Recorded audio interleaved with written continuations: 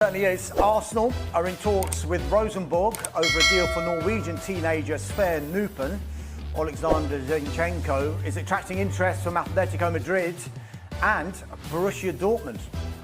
According for Arsenal, it was so nearly extremely nervy for them because they went down to 10 men in that game. And I think if you cut a montage of all the commentators who were working on that game around the world, the tone of surprise in their voice when that was given as a red card sort of tells its own story there, although pgmol have said that they support the decision. Of course they will.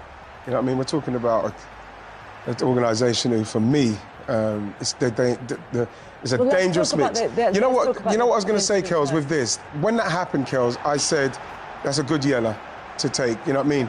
Because when you look at it, he's gone in sideways. It's cynical, right? It's cynical. He's gone in sideways, and yes, his boot is caught there. That for me is a yellow card. I couldn't understand it. Like you said, in unison, all the commentators around the world went, "What? Oh, he's been sent off." People thought that he got a yellow before.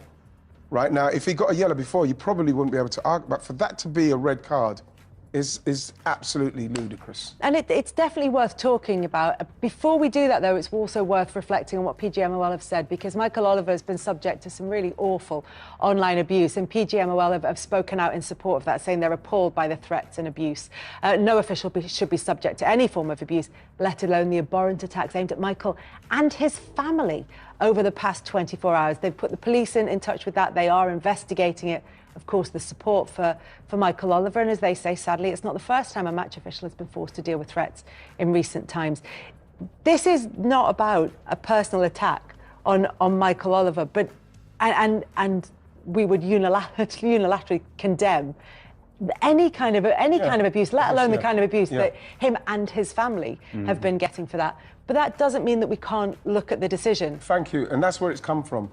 What we've seen here is a referee that's made the kind of mistake that people have gone, no, especially with Arsenal. Arsenal fans have got every right to feel, why are we still getting Michael Oliver on our games? There's 8 sending-offs that Arsenal have had, and a couple of them you have to think to yourself, probably will never see those sending-offs again. You can't talk about conspiracy. You can't go down that route about No. Let me finish. The fact is, why can't you go down that route? It's their facts for everyone to see. On that you know what? He's had 47 games to see. He's not sent off one player. How many of those Arsenal red cards were red cards? Yeah, but the thing is that. But that's relevant because you can look at the Lewis. I don't think Lewis Skelly and you can say right, fine. I think you go back to Martinelli against Wolves. He got booked in the same incident. But again, that was the two yellows, was it? You look at Declan Rice's one. You look at Saliba's one. But they were all by the letter of the law, correct? What I'll say about this game, though, is when you look specifically at this game, because that point there is a point that I think a lot of Arsenal fan base will really home into. But if you look at the game itself, you look at the Gomez decision, you look at the Lewis Skelly decision, and it's like even in the same game, we're not having any parity in anything that's going on. And I think that is the major issue. And we can talk about, the technology that's been brought in. There is an issue with officiating, and I think it's been brewing for so long now that there's just this real resentment towards everything that happens.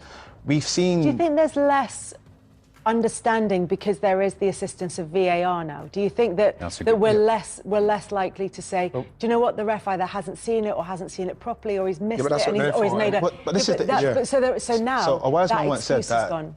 VAR is like CCTV. It's like, it's black and white, it just tells you what happened. So then when you go to it and you see it and it's like, well, why is this the decision? And then it becomes, it's the letter of the law. And I think that phrasing and how it's utilised, and I think it rinds people up the wrong way. We've seen that sort of challenge happen in the Premier League since its inception. We know what a tactical foul is. Cynical tactical foul. We see loads of tactical fouls not receive yellow cards. We definitely don't see them get red cards, especially if you're not in a yellow. So I think it's very confusing for people, and I think in many ways we're very fortunate Arsenal did get the result, because if they didn't, the ramifications for the league, this conversation would have... The only thing I would say in Michael Oliver's support is we are all human, he's a human being, he makes mistakes.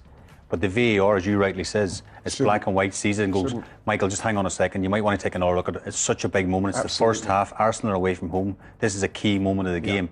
just take yourself 30 seconds across the screen, and if you're still happy with the decision, if you still think it's a red, then he goes off. So I think VAR should step up to the plate on Saturday. And they didn't. They have to believe that it's a big enough incident, that the other thing, sorry, Kelly, is a big enough mistake to send. Because Michael Oliver's regarded, and Righty might disagree, as one of the best referees in the Premier League. The guy in VAR, I'm not sure who was in VAR the weekend. Darren England might be like, well, I can't tell Michael Oliver he's got that wrong. Well, then they've got the wrong people. But then he should be strong enough to say, you know, just have a quick look. We don't know that was the case, but I think, do any of the three of you think that was a red card? No. It's not. No, it wasn't. It was a yellow card, and when he done it, Kels, as he done it, I said, "Good yellow, take one for the team." Yeah.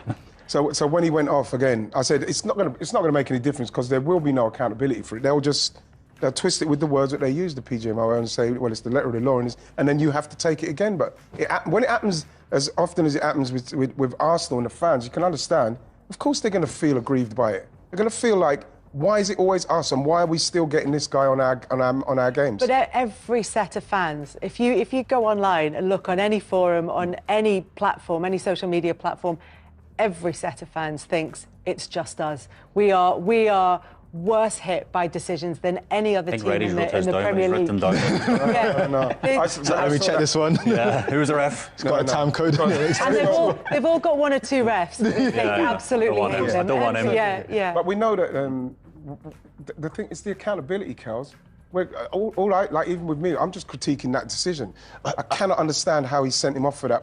I understand the accountability, but I think for me, what probably is worse for fans or just anyone is how the letter of law justification is then used to support it. So if in this situation it's the studs above the ankle, if you say that out of context, of course you're going to say, well, if your stud's above the ankle, he's probably done him, yeah. But if you look at the context of what football is, and I think that's why it's so dangerous. We're watching football. It's not.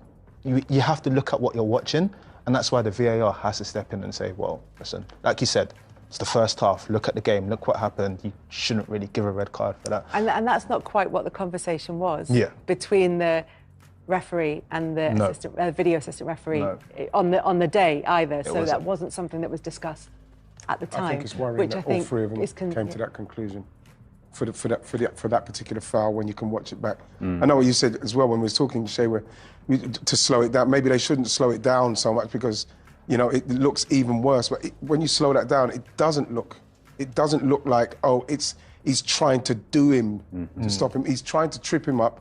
You know, I mean, that's a yellow card. Someone should have said to have a look at it, and I can't believe that ended up a red. I cannot believe it. But as you said, it helps a little bit that Arsenal managed to go on and take all 3 points anyway in the game with Ricardo Calafiori's goal. Well, yeah, it was a very good goal and a goal that was needed because if I'm going to be totally honest, Kels, with everything that's gone on, I'm quite pleased that Arsenal sign a striker in time.